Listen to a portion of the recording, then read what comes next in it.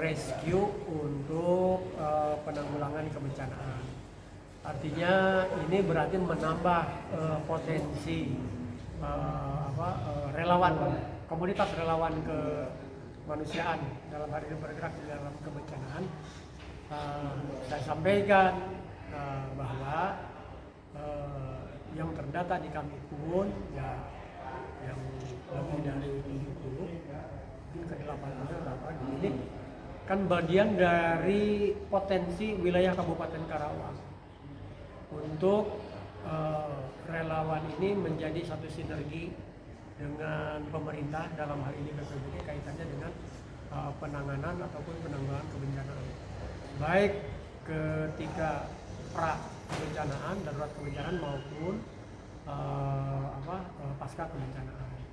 Beliau tadi, teman-teman dari SKMDI meminta agar sinergis dalam pelaksanaan kegiatan-kegiatan. Saya sampaikan betul, memang kita BPBD tidak bisa sendiri ya melaksanakan penanggulangan kebencanaan ini, tapi butuh ada kontribusi dari berbagai pihak, bahkan sering disebutkan dengan pentaheli kebencanaan, baik dari unsur pemerintah itu sendiri, unsur dunia usaha, kemudian unsur akademis, kemudian unsur media massa seperti teman-teman, dan unsur relawan kebencanaan. Nah, ini pentaheli kebencanaan ini menjadi satu kesatuan dalam penanggulangan pengurangan kebencanaan.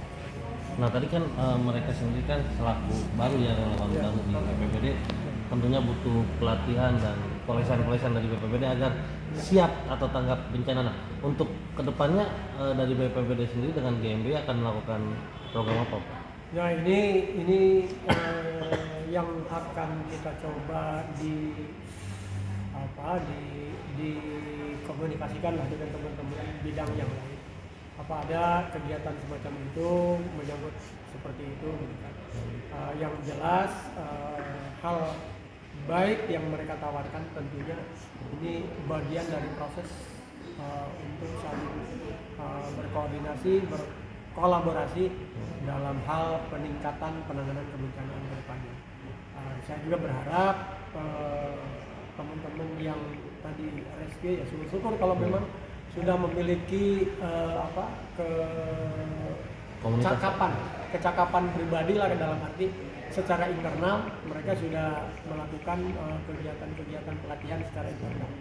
Tapi kalaupun belum ya mungkin peluang itu tidak tertutup, bisa saja kita lakukan untuk pelatihan yang sifatnya mungkin hanya merepresent. Nah tadi kan akan ada kerjasama pelatihan untuk meningkatkan kompetensi mereka dalam hal tanggap bencana ya. Selaku ormas atau komunitas itu dibutuhkan persiapan apa aja dan harus mempersiapkan apa aja dalam pengadaan pelatihan tersebut, Pak? Begini, kalau disampaikan akan ada kerjasama, nah ini kan proses kerjasama ini kan membutuhkan mekanisme tersendiri, gitu kan. Tidak menutup kemungkinan itu bisa, tapi persoalannya potensi relawan ini kan tidak hanya beliau saja.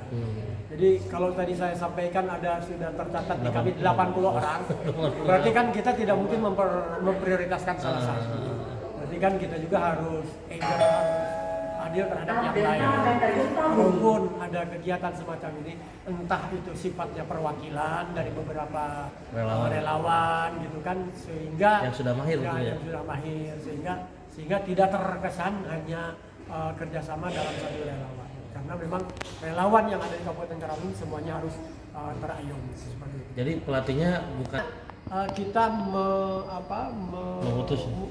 memberikan kesempatan bahwa yang potensial untuk memberikan pelatihan seperti apa. Karena relatif kalau pelatihan ini kan beda dengan diklat ya.